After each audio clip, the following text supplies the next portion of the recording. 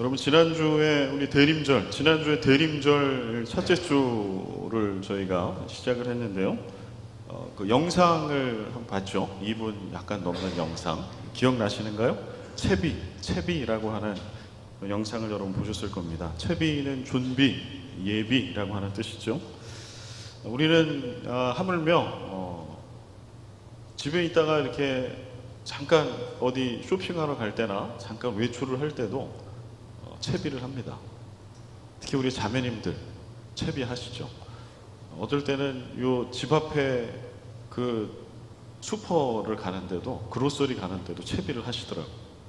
옷도 제대로 입어야 되고 화장도 좀 해야 되고. 그런데 예수 그리스도가 오신다, 왕 되신 예수 그리스도께서 다시 우리 가운데 오실 것이다, 우리가 정말 사랑하고 존경하고 존귀한 어떤 분이 오신다, 그러면 우리는 어떤 채비를 할까요? 하면서 기다릴까요?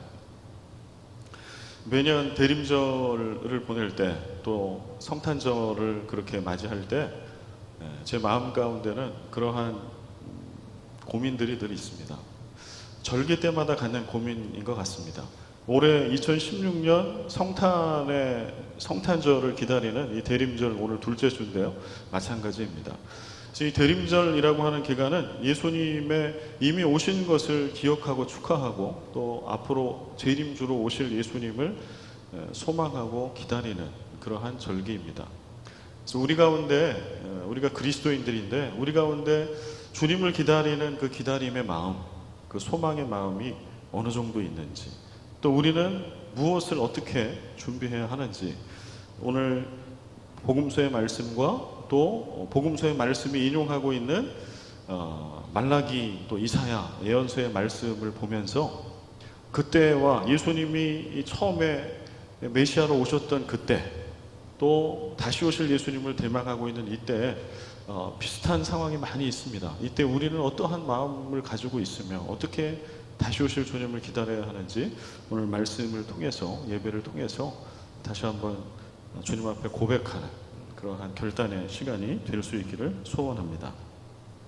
오늘 본문 말씀 1절과 2절을 우리 같이 한번 보면은요, 1절과 2절에 그때 당시의 시대상, 메시아 되신 예수 그리스도가 임하셨을 때, 오셨을 때 당시의 시대상을 잘 쓰고 있습니다. 우리 같이 한번 읽어보겠습니다. 디베rio 황제가 통치한 지 15해, 곧 본디오 빌라도가 유대인 총독으로, 헤롯이 갈릴리의 분봉왕으로, 그 동생 빌립이 이두레와 드라고니 지방의 분봉왕으로, 루사니아가 아빌레네의 분봉왕으로, 안나스와 가야바가 대제사장으로 있을 때에, 여기 보면은 정치적, 종교적인 당시의 상황이 나옵니다. 여기 황제가 등장하고 총독이 등장하고 분봉왕이라고 하는 사람이 등장합니다. 이때 메시아 되신 예수님이 오셨을 때 당시 정치적인 상황은 어떠했던가요? 로마의 압제하에 있었죠. 팔레스틴 땅, 이스라엘 땅, 주님이 오셨던 그 땅에 로마가 다스리고 있었던, 통치하고 있던 그러한 때라고 쓰고 있습니다. 디베rio 황제는 로마의 2대 황제입니다. 그리고 팍스 로마나가 한창 이렇게 무르익고 있었던 바로 그때죠. 로마가 전 세계를 다스리고 통치하며 강력한 그러한 힘을 과시하고 있었던 그러한 때에 예수님이 임하셨던 바로 그 땅에도 로마의 강력한 힘이 있었다라고 하는 거예요. 그 황제가 파송한 총독, 빌라도라고 하는 총독이 있었고, 그 다음에 그 로마를 도와서 팔레스틴의 여러 지역을 나누어 다스리고 있었던 분봉왕이라고 하는 그러한 사람들이 있었다. 여기 분봉왕으로 써져 있는 것은요, 영어에 보면 테트라라고 하는 단어가 있어요. 테트라는 아라비아 숫자로 4라고 하는 뜻입니다. 그 밑에 있는 단어는 이 영토의 4분의 1을 다스리는 영주라고 하는 뜻을 가지고 있는데요, 저게 바로 분봉왕이에요. 영어로 테트라 아래에 있는 단어가 영토의 4분의 1을 다스리는 영주를 이야기하는데, 처음에는 그런 의미로 쓰여졌으나 나중에는 어떤 지역이 있으면 그 지역을 나눠서 분할해서 다스리는 자가 있으면 통칭해서 분봉왕이라고 하는 그러한 단어를 씁니다. 여기 나와 있는 분봉왕은 헤롯 대왕의 아들이죠. 헤롯 대왕의 아들 헤롯 안티파스라고 하는 아들로부터 시작해서 또 여러 명의 이름이 나옵니다. 정치적인 상황, 이방 민족에 의해서 통치를 받고 있었고 압제를 당하고 있었고, 그 다음에 중복적인 그러한 수탈과 억압이 있었던 그러한 시대, 예수님이 오셨다라고 성경은 씁니다. 2절 말씀에 보면 대제사장이 있어, 이거 종교적인 상황인데요. 안나스와 가야바라고 하는 대제사장이 있었다라고 씁니다. 사실은 인포메이션을 주는 것 같죠. 그냥 안나스, 가야바가 그때 대제사장이었다. 그러나 구약을 좀 알면 이 부분은 당시의 교회의 상황을, 심각한 상황을 알 수 있는 대목입니다. 왜냐하면 구약에 모세오경에 얘기하고 있는 대제사장은 한 명입니다. 대제사장은 한 명이고 그 한 명은 종신제예요. 그래서 그가 죽어야 그 아들에게 물려주는 그러한 것이 대제사장으로 되어 있습니다. 그런데 오늘 예수님이 처음 오셨던, 태어나셨던, 메시아로 오셨던 그때 대제사장이 2명이라는 거예요. 이건 뭘 의미하는 걸까요? 왜 2명이 됐는고 하니, 원래는 구약의 율법과 구약의 전통대로 하면 한 명의 대제사장이 돼야 하는데, 그런 전통으로 오다가 이제 로마의 황제의 명을 받은 총독이 다스리면서 그들의 입맛에 맞는 대제사장을 세우기 시작한 거예요. 그래서 대제사장을 해임하기도 하고 세우기도 하고, 그러니 유대인들이 세운 대제사장과 전통에 의해서 그 다음에 황제가 또 총독을 통해서 세운 대제사장, 이렇게 해서 복수가 됐던 시대가 이때입니다. 이 말도 안 되는 것이죠. 교회가 교회의 기능을 제대로 하지 못했던 것, 세상의 정치적인 힘과 교회 안에 있었던 그런 거룩함의 영역이 서로 섞여서 이게 세상인지 교회인지 알 수 없었던 시대를 오늘 누가복음은 이렇게 표현해요. 2명의 대제사장이 있었다. 그러면 이게 이제 성경이 얘기하고 있는, 객관적으로 볼 수 있는 메시아가 오셨을 때의 정치적 내지는 종교적 교회의 상황인데요. 예수님은 이때 상황을 어떻게 보시고 계실까요? 주님이 어떻게 보시는지에 대한 것을 우리가 좀 알아볼 수 있는 말씀이 있습니다. 2절 말씀인데요. 여기 한 인물이 등장하죠. 안나스와 가야바가 대제사장으로 있을 때 하나님의 말씀이 빈들에서 사가랴의 아들 요한에게 임한지라. 사가랴의 아들 요한에게 임한지라. 이 요한은 세례 요한이죠. 우리는 이 인물을 통해서 이 세례 요한이라고 하는 인물을 예수님이 평가하신 말씀이 있어요. 그걸 보면 예수님이 이 지금 메시아로 오셨던 이 당시의 시대상을 주님이 어떻게 보고 계시는가를 우리는 정확히 알 수 있습니다. 누가복음 7장 27절 말씀에 보면 예수님께서 요한에 대한 이야기를 하고 있는 장면이 나옵니다. 같이 한번 읽어보겠습니다. 시작. 기록된 바 보라, 내가 내 사자를 내 앞에 보내노니 그가 내 앞에서 내 길을 준비하리라 한 것이 이 사람에 대한 말씀이라. 세례 요한이 자신의 제자들을 보내요. 예수님께. 예수님이 막 기사이적을 행하고 막 이러고 계시니까 세례 요한이 그걸 확인하기 위해서, 자기가 예비하고 기다리던 메시아가 그 예수가 맞는지를 확인하기 위해서 자신의 제자들을 보냅니다. 예수님께서 그 제자들에게 이야기해 주시는 그 말씀 끝에 있는 말씀이 우리가 조금 전에 읽었던 7장 27절입니다. 그리고 세례 요한을 예수님은 뭐라고 얘기하는가 하니, 여기서 기록된 바라고 쓴 말씀은 말라기 3장 1절의 말씀을 인용하고 있는 거예요. 말라기에서 예언하고 저 말씀입니다. 말라기 3장 1절에 만군의 여호와가 이르노라, 보라 내가 내 사자를 보내리니 그가 내 앞에서 길을 준비할 것이요 또 너희가 구하는 바 주가 갑자기 그의 성전에 임하시리니 곧 너희가 사모하는 바 언약의 사자가 임하실 것이라. 말라기서에 주님의 사자를 보내주시고, 이 내 사자는 이제 세례 요한을 이야기하는 거죠. 왜냐하면 예수님이 누가복음 우리 7장 27절에 보니까 이 말라기서 말씀을 인용하면서 말라기서에 쓰여 있는 이 내 사자가 바로 이 세례 요한이다라고 예수님이 말씀해 주세요. 그리고 그 뒤에 있는 말씀에 보면 너희가 사모하는 바 언약의 사자가 갑자기 임하실 것이다. 언약의 사자는 메시아로 오실 예수 그리스도를 이야기합니다. 예수님께서는, 하나님께서는 이 세례 요한을 말라기에서 이 얘기하고 있는 앞으로 오실 메시아의 앞길을 예비할 주님의 사자로 보내셨다라고 쓰고 있어요. 그러면 우리가 다시 좀 꼬리를 물고 가보겠습니다.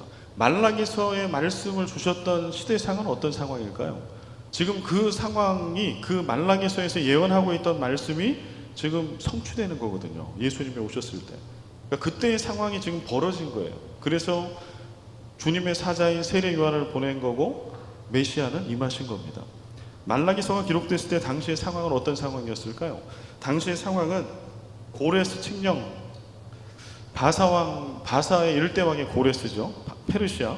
주전 538년 이때 바사왕 고레스가 포로로 잡혀있던, 바벨론의 포로로 잡혀있던, 바벨론 때부터 계속 포로로 잡혀있던 유대인들을 본국으로 돌려보냅니다. 해방을 선언하는 거죠. 너희 나라로 가라. 그래서 주전 538년 이 바사왕 고레스의 칙령 이후에 그 바사 땅에 바벨론 때부터, 아수르 바벨론 때부터 살고 있었던 포로 생활하고 있던 유대인들이 이제 유대 땅으로, 이스라엘 땅으로 돌아가는 일들이 생깁니다. 그리고 그들이 돌아가서 한 일 중에 의미 있는 큰 일은 성전을 짓는 일이었죠. 제2 예루살렘 성전이라고 하는 솔로몬 성전 이후에 두 번째 성전을 짓습니다. 생각해 보십시오. 오랜 세월 수십 년을 나라 없이, 수십 년이 아니라 수백 년을 나라 없이 그렇게 살다가 그들이 드디어 구약에 예언한 말씀대로 이제 돌아오는 겁니다. 고향 땅으로 돌아오는 그때 그들이 돌아와서 다시 무너진 성전을 세우고 그들이 정착 생활을 합니다. 감격과 희망과 환희에 가득 차 있었습니다. 그런데 문제는 그 이후에 있어요. 그들이 그렇게 말라기서를 쓰고 있을 때, 말라기 예언의 말씀을 주고 있을 때가 바로 그때인 거예요. 시대적으로 그들이 고레스 칙령에 의해서 이스라엘 땅으로 돌아왔고 집을 찾았고 잃어버린 성전을 다시 지었고 매일매일 감격 속에 살아가고 있었을 그때, 그러나 그들이 잊어버린 게 하나 있었어요. 무엇인가 하니 성전도 회복하고 예배를 다시 드리게 되고 집도 찾았는데, 성도 찾고, 문제는 그들이 하나님을 잊어버렸어요. 다시 안정적인 정착 생활을 하다 보니까 어느 순간인가 하나님을 잃어버립니다. 하나님을 향한 경건은 사라지고 예배의 감격도 사라지고 하나님과의 약속도 지켜지지 않고 하나님이 없는 일상으로 다시 돌아와 버렸어요. 이스라엘로 돌아온 지 진짜 얼마 되지 않았어요. 정의와 공평은 상실됩니다. 하나님을 믿지 않는 백성처럼, 하나님이 안 계신 것처럼 다시 말라기서가 쓰여질 당시에는 이스라엘 백성이 그렇게 바뀐 거예요. 불과 고레스 칙령에 의해서 돌아온 지 한 100년 정도 되는 그 정도의 시간이 흐르는 것밖에 되지 않는데, 그러한 때 하나님께서 말라기 선지자를 통해서 지금 이 예언의 말씀을 주고 있는 거죠. 말라기 3장 1절에 만군의 여호와가 이르노라, 내가 내 사자를 보내리니 그가 내 앞에서 길을 준비할 것이요 또 너희가 구하는 바 주가 갑자기 그의 성전에 임하시리니 곧 너희가 사모하는 바 언약의 사자가 임할 것이다. 이 땅에 하나님이 없는, 말씀과 복음이 없는 것처럼 다시 죄악 가운데 돌아간 너희들에게 언젠가 다시 약속의 그 메시아가 임하게 될 거다라고 하는 말씀, 그 말씀의 성취가 세례 요한이죠. 근데 말라기서가 기록된 이후에 세례 요한이 등장하는 때까지가 400년이라고 하는 시간이 흐릅니다. 그러니까 400년 동안에는, 이걸 중간사라고 얘기하는데, 400년 동안에는 어떠한 선지자도 예언자도 하나님의 말씀을 외치는 자가 없었어요. 그리고 400년 동안 이스라엘 백성은 어떻게 살았을까요? 하나님 없이 산 거예요. 예배의 감격 사라지고 기도도 깨어지고 기도에 대한 응답도 없고 공허하고 갑갑한 마음을 가지고 그렇게 400년을 산 겁니다. 그리고 그 400년의 침묵과 흑암을 깨고 오늘 본문 말씀에 나와 있는 세례 요한의 외침, 세례 요한이 등장해요. 말라기에서 예언하고 있는 주님의 사자로, 광야에서 외치는 자의 소리로 세례 요한이 등장합니다. 엄청난 복음이죠. 400년을 깨고 하나님의 언약의 말씀이 성취되는 그 한 사람으로 온 사람이 세례 요한. 세례 요한이 왔다라고 하는 것은 구약을 아는 사람이면 다 알아요. 세례 요한이 왔어요. 내 사자가. 그러면 누가 올까요? 그 다음에는 아까 말라기 3장 1절 읽었잖아요. 누가 오는 거예요? 그 다음에는 메시아 대신 예수 그리스도가 오시는 겁니다. 그래서 광야에 외치는 자의 소리가 400년을 깨고 탁 들리는 순간에 구약을 아는 사람은 다 아는 거예요. 아, 이제 메시아 대신 예수 그리스도가 오실 것이라고 하는. 근데 당대에 우리가 아는 것처럼 수많은 하나님을 예배하는 자들이 있었지만 그들은 하나님의 사자인 세례 요한이 왔음에도 불구하고 메시아 된 예수 그리스도가 오실 거라고 하는 것을 전혀 기대하지 않았어요. 그게 당시 시대상입니다. 제가 다시 묻습니다. 여러분 가운데 다시 오실 예수 그리스도가 기대가 되십니까? 이 대림절은 다시 오실 예수 그리스도를 대망하는 절기예요. 우리가 12월 25일을 성탄절로 지키잖아요. 우리 집안에서 다 각자의 생일을 지킵니다. 성탄절은 그 정도의 의미밖에 되지 않나요? 예수님 생일을 축하하는 거? 축하해서 어떻게 하시려고요? 당장 생일을 축하받을 그분은 육체의 몸으로 이 땅에 계시지 않으세요. 축하해서 뭐 하시려고? 돌아봐야 합니다. 2000년 전에 세례 요한이 말라기서에서 예언하고 있는 오실 메시아의 앞길을 예비하는 주님의 사자로 임해서 광야에서 복음을 외칠 때, 회개를 외칠 때 사람들은 귀 기울여 듣지 않았어요. 메시아 되신 예수 그리스도를 갈망하지 않았어요. 원하지 않았어요. 오늘 2000년이 지난 지금 우리는 또 주님의 오심을 대망하는 대림절에 있습니다. 우리 가운데 주님을 다시 오실 그 주님을 맞을 갈망함과 소망이 있는지 돌아보기를 간절히 바랍니다. 오늘 2절 말씀에 보면은 하나님의 말씀이 빈들에서 사가랴의 아들 요한에게 임했다라고 이렇게 씁니다. 하나님의 말씀이 빈들에서 사가랴의 아들 요한에게 임했다. 여기에 몇 가지의 아주 중요한 단어들, 상징들이 나와요. 하나님의 말씀이 임했다라고 하는 것과 빈들이라고 하는 단어입니다. 하나님의 말씀이 누구누구에게 임했다라고 하는 것은 구약 성경을 보면 이거는 누가 나타났을 때 습관처럼 쓰는 말씀이고 하니 선지자가 나타났을 때 쓰는 습관적인 표현이에요. 하나님의 말씀이 이사야에게 임했다. 하나님의 말씀이 예레미야에게 임했다. 하나님의 말씀이 하박국에게 임했다. 근데 지금 구약 시대가 아닌 거잖아요. 400년의 흑암과 암흑의 시기가 끝난 이후에 한 사람이 나타났는데, 요한이 나타났는데 성경은 뭐라고 쓰고 있는 거 아니? 구약의 선지자에게나 쓸 법한 그 표현을 쓰고 있는 거예요. 하나님의 말씀이 요한에게 임했다. 요한은 누구라는 거예요? 선지자. 그래서 요한은 말라기에서 예언한 그 하나님의 사자이면서 구약과 신약을 연결하는 바로 그러한 선지자입니다. 하나님의 말씀을 갖고 있었던 선지자. 이사야나 예레미야도 당대에 하나님이 주신 하나님의 말씀을 품고 죄악 가운데 있었던 백성들에게 그 말씀을 전하고 선포합니다. 그리고 그 선포된 말씀을 통하여 새로운 시대가 열립니다. 하나님은 하나님의 말씀을 준 그 예언자 선지자의 선포된 입술의 그 말씀과 복음을 통해서 그 말씀을 이루시기 때문에 그 말씀 속에 새로운 시대가 열려요. 오늘 세례 요한에게 하나님의 말씀이 임했다라고 하는 것은 그 하나님의 사자 선지자를 통해 이제 새로운 시대가 열릴 것이라고 하는 사인입니다. 새로운 시대를 말씀과 복음으로 열어가는 사람. 2절 말씀에 보면 이 새로운 시대를 열어가는 복음의 말씀이 어디로 임했는가가 나와요. 어디로 임했다고 쓰나요? 2절에 하나님의 말씀이 어디에서? 빈들에서요. 빈들.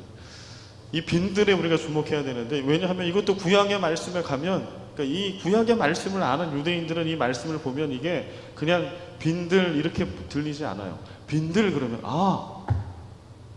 거기에 하나님의 말씀이 임하겠구나, 이렇게 여기는 거예요. 왜 이게 무슨 말인고? 이사야 40장 3절 말씀에 보면은요, 이사야 40장 3절 말씀, 여기 빈들과 광야가 나오거든요. 외치는 자의 소리여 이르되 너희는 광야에서 여호와의 길을 예비하라, 사막에서 우리 하나님의 대로를 평탄하게 하라. 메시아에 대한 예언을 하고 이스라엘의 회복을 얘기할 때 반드시 등장하는 말씀이에요. 광야, 사막. 회복에 대한 말씀, 하나님의 메시지, 신탁의 말씀이 선포되는데 왕궁에서 내지는 사람들이 많은 도시에서 선포되는 게 아니라 사람이 없는 광야, 사막, 빈들에서 선포된다라고 하는 거예요. 그런데 오늘 세례 요한을 통해서 하나님께서 말씀하시는데 어디에서 그 말씀을 주세요? 빈들에서. 여러분, 이게 좀 이해가 안 되지 않아요? 메시아가 오실 거예요. 이제 우리가 재림주, 다시 오실 예수 그리스도를 기다리고 있는데 다시 오실 예수 그리스도에 대한 소식을 언제 오실 거면 그거 어디에서 좀 이런 인폼을 주시면 맞나요? 어디에서? 사람들이 많은 곳에서 이런 기쁜 소식은 전해 주셔야 하는 거 아닌가요? 많은 사람들이 들을 수 있게. 그런데 이사야서 구약의 말씀부터 오늘 메시아 된 예수 그리스도의 앞길을 예비하는 세례 요한에 이르기까지 그 언약이 성취되는 말씀은 광야와 빈들에서 선포되고 있다는 거예요. 왜 그럴까요? 왜 광야에서, 빈들에서, 사막에서 복음이 선포될 수밖에 없을까요?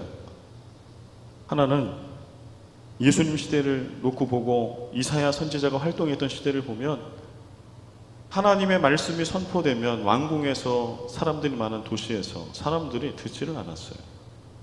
말씀이 많은 사람에게 선포되나 그들이 그 복음의 말씀을 하나님의 음성으로 듣지 않은 겁니다. 그게 구약의 예언서의 역사 아닙니까? 회개하라고.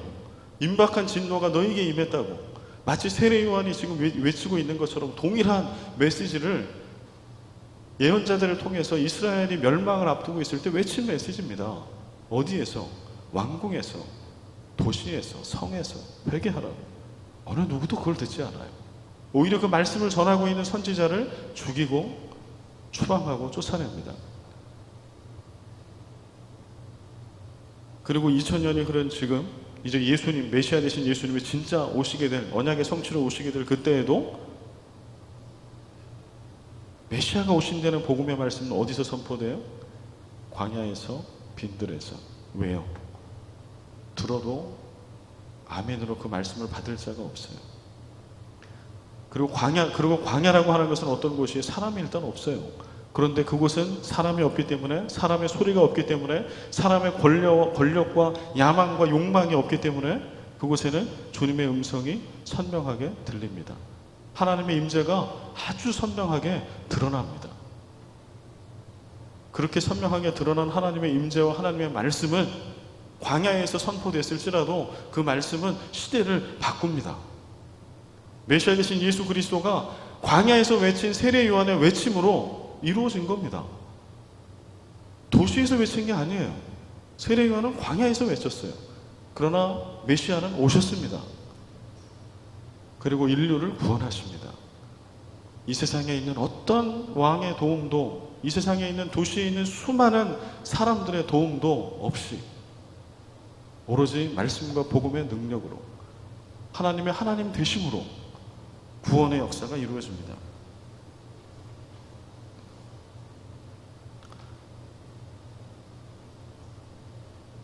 오늘 또 말씀해 보면 세례 요한을 통해서 준비시키시는 게 있어요. 메시아가 오실 때 준비시키시는 게 있는데요. 뭘 준비시키셨는지 한번 보겠습니다. 3절과 4절입니다. 우리 같이 한번 읽겠습니다.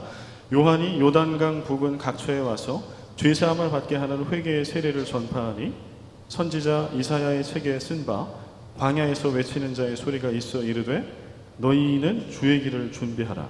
그의 오실 길을 곧게 하라. 여기 4절에 선지자 이사야의 책에 쓴 바 하고 인용된 그 후반부의 이후의 말씀은 이사야 40장 3절에서부터 6절까지의 말씀을 인용하고 있습니다. 아까 또 말씀드린 것처럼 세례 요한이 회개하라 천국이 가까웠다 라고 외치는 이 외침은 어떤 사인이라고요? 사실 이 말씀은 이사야서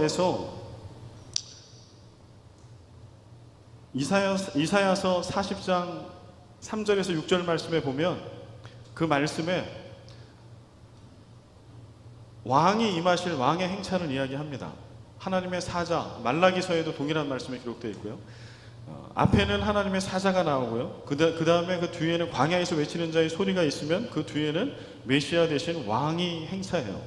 근데 이 이야기는 역사적으로 보면 이사야와 말라기의 말씀은 어떤 말씀인고 하니 이스라엘 백성이 포로로 바벨론과 바사에 살고 있다가 이스라엘 약속의 땅으로 돌아올 때 하나님께서, 왕 되신 하나님께서도 같이 오신다는 거예요.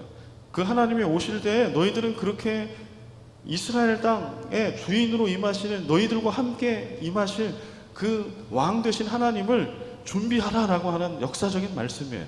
그러면서 이것은 오늘 우리에게 예언의 말씀이에요. 여기서 내 사자라고 얘기한 어떤 선지자가 나타나서 메시아가 임할 거라고 얘기하면 그 다음에는 누가 온다고? 왕이 오세요. 우리의 왕이. 오늘 세례 요한을 통해서 광야에서 외치는 자의 외침이 일어나면은 유대인들은 생각할 겁니다. 아, 이제 누가 올 것이다? 왕이 올 것이다. 예루살렘 성전이 있었고 예루살렘 왕궁이 있었고 하나님의 택한 백성이 있었던 그곳을 하나님이 버리셨잖아요. 이스라엘 사람들이 생각할 때. 그리고 그들은 나라 없이 성전 없이 그렇게 정처 없이 수백 년을 떠돌아다녔습니다. 그리고 다시 약속의 땅으로 돌아올 때 하나님도 함께 돌아오신다. 왕도. 오늘 세례 요한이 400년의 흑암의 역사를 깨고서 광야에 외치는 자의 소리로 울려 퍼질 때 구약을 아는 사람들은 기대합니다. 아, 우리가 죄악 가운데 있어서 하나님이 어떤 선지자로도 어떤 예언자로도 말씀하지 않으셨고 응답하지 않으셨는데 이제 그 왕 되신 하나님이 임하시는구나. 이제 우리의 기도에 응답하시겠구나. 이제 우리를 다스리시겠구나. 주님 어서 오시옵소서. 이게 그들의 바람이죠. 오늘 주의 길을 준비하고 오실 길을 곧게 하라고 하는 것은 이게 무슨 말일까요? 주의 길을 예비하라. 우리는 어떻게, 그러면 지금 이 시대에도 우리가 이 시대에 세례 요한이 따로 어디에 뚝 하고 이렇게 올까요? 그렇지 않아요. 성경에 보면 이제 선지자는 끝났습니다. 세례 요한을 이후로 해서 선지자는 오지 않아요. 없어요. 성경에도 없고 우리 기독교의 역사에 없어요. 다만 남아있는 말씀은 예수 그리스도를 구세주로 믿는 우리 모두를 왕같은 제사장으로 이 세상에 보내셨다라고 하는 말씀만 남아있어요. 그러면 오늘 다시 오실 예수 그리스도의 왕으로 오실 그 기쁜 소식을 전할 자는 누구일까요? 예수 그리스도를 믿고 있는 우리들입니다. 오늘 우리들을 통해서 이 땅을 다스리시고 세상을 심판하시고 다시 새 예루살렘과 하나님의 나라를 임하게 하실 그 왕이 오신다라고 하는 소식은 우리를 통해서 이 세상에 전파해야 될 그러한 복음입니다. 근데 오늘 4절 말씀에 보면 주의 길을 준비하라, 오실 길을 곧게 하라라고 얘기하는데요. 이걸 우리가 어떤 뜻인지를 알면 우리가 우리 일상 가운데 이걸 실천할 수 있지 않을까요? 어떻게 하는 게 다시 오실 주님의 길을 준비하는 걸까요? 어떻게 하는 게 다시 왕으로 오신 메시아 되신 그 주님의 길을 곧게 하는 걸까요?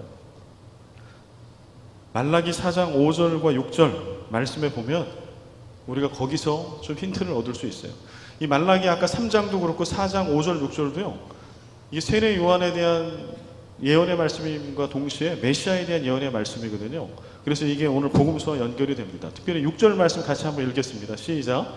그가 아버지의 마음을 자녀에게로 돌이키게 하고 자녀들의 마음을 그들의 아버지에게로 돌이키게 하리라. 누가요? 5절 보면 여호와의 크고 두려운 날이 이르기 전에 내가 선지자 엘리야를 너희에게 보내리니 그가 아버지의 마음을 자녀에게로 자녀들의 마음을 아버지에게로 돌이키게 하리라. 여기서 얘기한 선지자 엘리야가 바로 세례 요한인 것이에요. 여기서 예언한 엘리야가 바로 선지자로, 세례 요한이 선지자로 예수님 시대에 온 것입니다. 근데 그의 사명은 무엇인가 하니 아버지의 마음을 자녀에게로, 자녀들의 마음을 그들의 아버지에게로 돌이키게 하는 거예요. 여기서 아버지는 누구고 자녀는 누굴까요? 아버지는 하나님, 자녀는 믿는 자들. 하나님과 하나님의 백성과의 관계가 있는데 그 관계가 다 깨져 있는 것이죠. 그래서 메시아 된 왕이 오신다라고 해도 설레임이 없는 시대, 그 시대가 말라기 시대였어요. 그리고 다시 예수님께서 오셨던 바로 그 시대에 동일하게 너희들에게 선지자 엘리야를 보내주겠다라고, 그래서 세례 요한이 선지자 엘리야를 대신해서 하나님의 사자로 왔음에도 불구하고 광야에서 복음이 선포됨에도 불구하고 사람들은 듣지 않고 기대하지 않았어요. 그런데 그를 통하여 주님이 이루실 것은 무엇인가 하니 바로 끊어진 관계의 회복, 하나님과 하나님 백성이 다시 회복되는 거예요. 하나님이 하나님 아버지가 되시고 하나님의 자녀들이 다시 한번 하나님의 자녀가 되는 거예요. 오늘 우리가 2016년의 대림절의 기간을 지내고 있습니다. 오늘 우리도 동일합니다. 주님께서 오늘 우리를 통해서 이 대림절의 기간을 통해서 성탄절을 통해서 이 땅 가운데 이루시고 싶은 것이 있는 거예요. 그래서 우리를 먼저 예수 믿게 하신 거예요. 뭐를 이루시고 싶어 하실까요? 세례 요한을 통해서 주신 그 소식처럼 하나님이 우리의 아버지가 되시고 우리들이 하나님의 자녀가 되는 그런 온전한 관계의 회복. 오늘 우리가 예배의 자리에 나아올 때 은혜와 감격이 줄어들고 성탄절을 맞이하고 대림절의 기간에 우리 안에 기쁨과 소망이 줄어들고 있다고 하면 우리는 다시 한번 돌아봐야 합니다. 우리는 그러한 존재들이 아닙니다. 다시 한번 왕 되신 다시 오실 예수 그리스도를 대망하며 그분의 앞길을 예비해야 될 책임이 우리에게 있습니다. 그 일을 할 자로 우리를 주님이 세워주셨습니다. 주의 올 길을 준비하고 곧게 해야 될 그러한 사명이 우리에게 있습니다. 그 사명은 오늘 하나님 아버지와 자녀된 그러나 그 관계가 깨어진 이 땅에 있는 모든 이들을 향해서 그 관계를 회복시키는 거예요. 그래서 하나님은 우리를 왕같은 제사장으로 보내신 겁니다. 다리를 놓는 사람들, 끊어진 관계에 있는 하나님과 하나님 백성의 사이에 그 다리를 놓아주는 사람들. 오늘 5절 말씀에 보면 또 이어서 설명을 해줘요. 오실 길을 곧게 하라, 준비하라라고 하면서 어떻게 준비하고 곧게 하여질 것인가에 대한 말씀을 쓰고 있습니다. 우리 같이 읽겠습니다. 시작. 모든 골짜기가 메워지고 모든 산과 작은 산이 낮아지고 굽은 것이 곧아지고 험한 길이 평탄하여질 것이요. 이거 무슨 말씀일까요? 이게 세례 요한을 통해서 세례 요한에게 주신 사명이라는 거예요. 이 사명은 오늘 믿는 우리에게 주신 사명으로 받으면 아멘입니다. 우리가 어떻게 왕으로 다시 오실 이 암흑과 같은 400년의 중간산은 아닐지라도 도대체 복음의 능력이 어디 있는지 의심되는 바로 이러한 시대, 종말의 시대에 우리가 어떻게 주님 오실 것을 예비할까요? 이건 무슨 말씀인가요? 골짜기가 메워지고 산과 낮은 산이 낮아지고 굽은 것이 곧아지고 험한 길이 평탄하여질 것이요.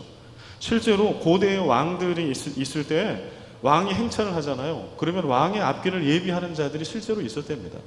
그들이 하는 일은 무엇인가 하니 적들이 있는가 없는가, 위험한 어떠한 것들이 있는가 없는가를 보는 것뿐만 아니라 실제로 왕의 마차나 왕의 행렬이 갈 때에 불편함이 없도록 모든 굴곡이 있는 것들을 다 평평하게 만드는 거예요. 모든 장애물들을 다 치우는 거예요. 그게 왕의 행차를 준비하는 사람들의 몫이었다고 합니다. 오늘 그 역할을 우리에게 주신 겁니다. 오늘 여기 나와 있는 골짜기, 산, 험한 거, 굽은 거, 이건 다 뭘까요? 이거는 비유와 상징이겠죠. 오늘 복음이 선포될 때에 하나님이 왕이 되시고 그 복음을 들은 자가 하나님의 백성이 되는데 거침돌이 되는 거예요. 이 땅에 하나님이 주인 되시는 하나님의 나라가 실현되고 구현되는데 거침돌이 되는 거예요. 깨어진 정의가 있는 바로 그곳. 누군가 사람과 단체가 교회와 세상 가운데 왕 되신 하나님이 아니라 스스로가 주인 되려고 하는 바로 그곳. 정의와 공의를 강같이 흐르라 하였는데 그것이 깨어진 바로 그곳이 골짜기입니다. 오늘도 연약하고 가진 것 없는 자, 가난한 자, 과부와 나그네와 객들이 애통해하고 억울해하는 바로 그 자리가 골짜기가 패인 자리입니다. 오늘도 교회가 교회다운 기능을 다 하지 못하고 있는 바로 그 자리가 산입니다. 오늘 세례 요한에게 그 위대한 사명을 주고 세례 요한이 광야에서 외치고 광야에서 외친 복음은 실현되고 성취되었습니다. 예수님 시대, 우리가 아는 것처럼 다시 오실 예수님을 대망하는 이때에 마찬가지입니다. 그래서 그리스도인들은 고독할 수밖에 없습니다. 주님의 음성은 광야에서 들어야 하기 때문에 그렇습니다.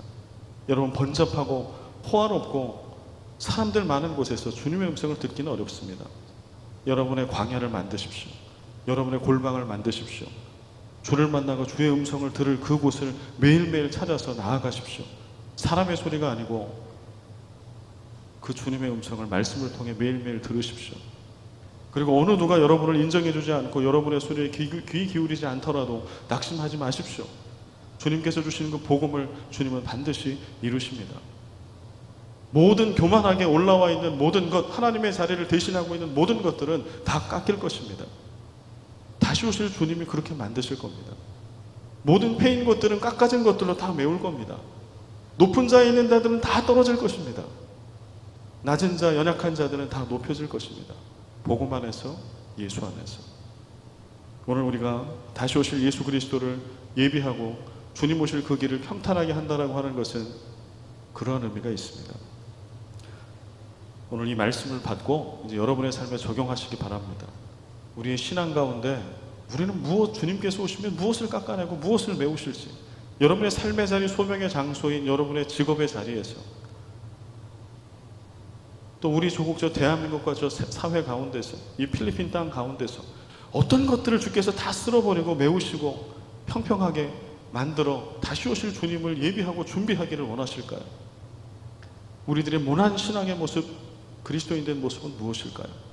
우리 교회 안에는 어떤 그런 것들이 있을까요?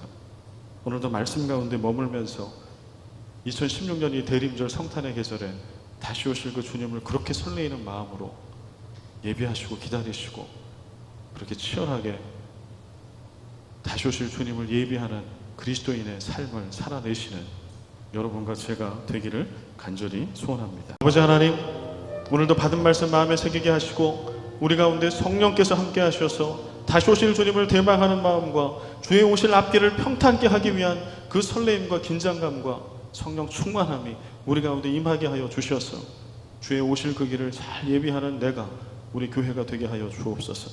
이제는 우리 주 예수 그리스도의 은혜와 아버지 하나님의 끝없는 사랑과 성령의 교통하심과 역사하심이 주의 오실 그 길을 광야에 머물며 주께서 주신 음성 듣고 복음 듣고 모든 것들을 높아진 것, 패인 것들 평탄하게 하여 주의 오실 그 길을 예비하며 이 성탄의 절기를 살아가기를 다짐하는 예배 가운데 나온 모든 주의 백성들 머리 위에 이제와 영원히 항상 함께 계시기를 간절히 축원하옵나이다.